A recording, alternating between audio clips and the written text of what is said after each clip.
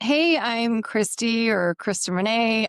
I have another last name, but I talk about trauma, and so I just don't try to broadcast that last name. I'm here because I finally learned the tools or the keys or the principle or the framework, whatever you want to call it, that ultimately healed me. It all started, the catalyst was an autoimmune diagnosis over maybe about 15 years ago now. And it took me over 10 years to understand how to heal it. At the time, I was Maverick.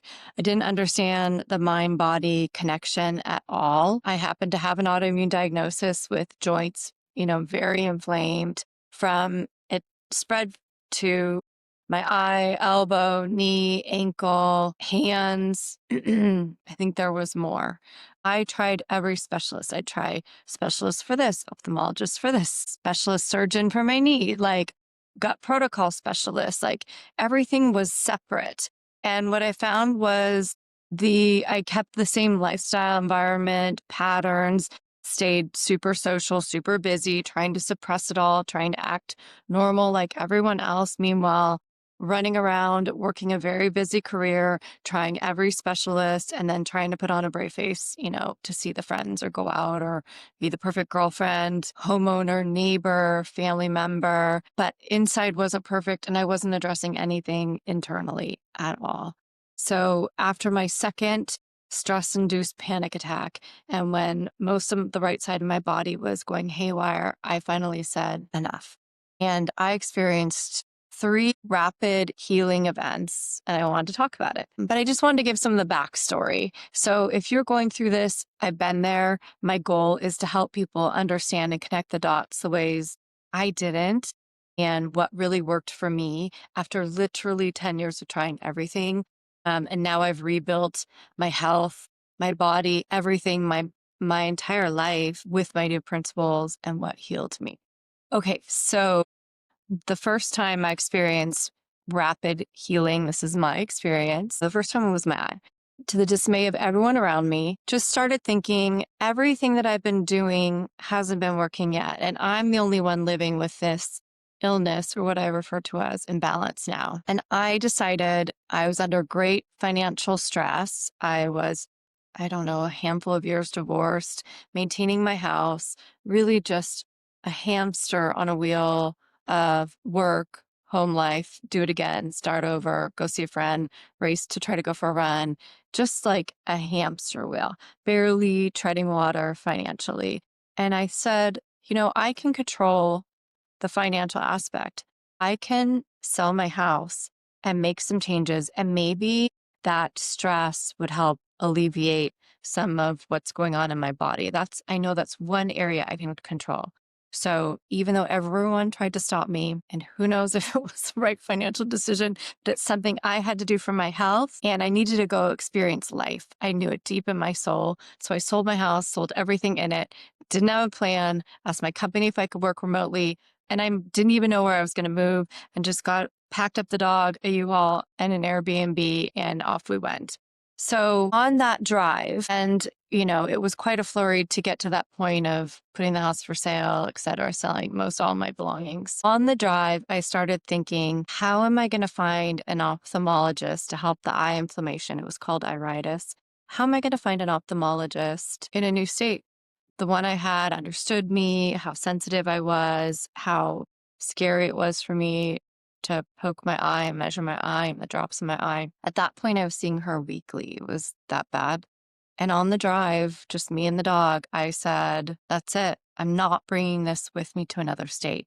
I'm leaving it in the old state. It's not going to be part of my new story. It's not in the next chapter. And I never had it again. I truly declared it and just decided it's an old story, an old part of me, and I'm leaving it behind. And I never had it again. And I have some potential explanations for that.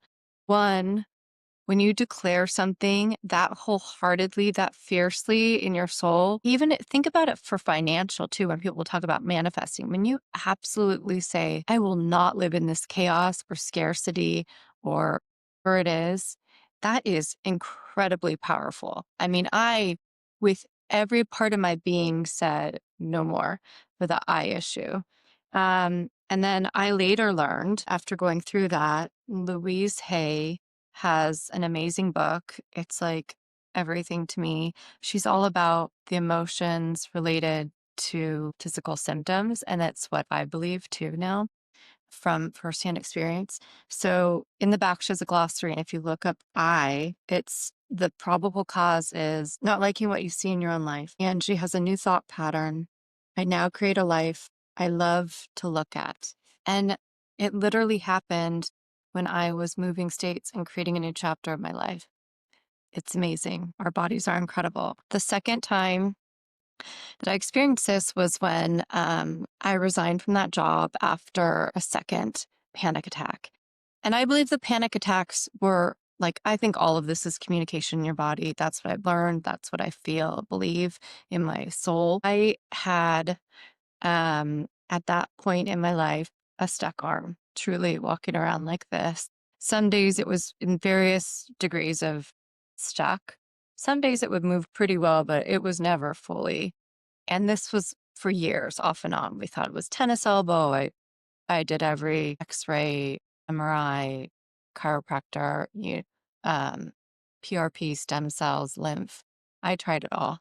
And I resigned from a job after the second panic attack. I actually slept on it and I pulled an oracle card. I'll talk about that in another video because that's a fun one. I woke up and I called my boss and resigned the next day. I had no plan to resign whatsoever, but with the panic attack and it being my second one, and my body was just still and just screaming at me, and I was not listening, I resigned without a plan. Luckily, because I had sold my home, I had money, so I was able to do something that um, big, and I've never had that elbow issue since. So if you look up in Louise elbow, that is represents changing directions and accepting new experiences. The new thought pattern is I easily flow with new experiences, new directions, and new changes. And deep in my soul, it had started to feel like the job wasn't right. I'd always want to be a writer. I'd started an idea for my first book um, just a few months before all that happened. So I think I was being pointed in a different direction. Like you're no longer in alignment with this profession. And, to be in your path of purpose, your highest path, you need to change directions. You need to listen. And, my arm, it's great. I can do push-ups. Never had it since. So again, those are two moments that showed me, yes, I think gut protocols and eating healthy and all that are part of my framework, but you have to nail up here too. And kind of the mind, body, spirit, or your heart, the connection, which is all the things I teach and I'll get into, I believe, or I think it will just continue to return. Again, all the food, I did the celery protocols, all that. It would certainly keep it at bay, but it would come back.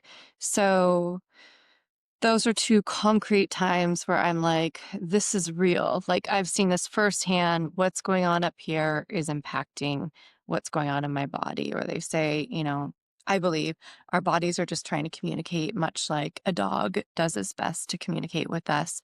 The bodies are trying to guide us. And there's other ways to decipher based on your right or left hand side, but maybe I'll get into that for another video. So I'll talk about the third one, which is kind of the one that's lasted the longest, which is my knee. So knees can represent support. You can look it up in her book, but I had a knee off and on that, the knee was the first thing that brought the diagnosis. And, you hear, oh, your body's attacking you.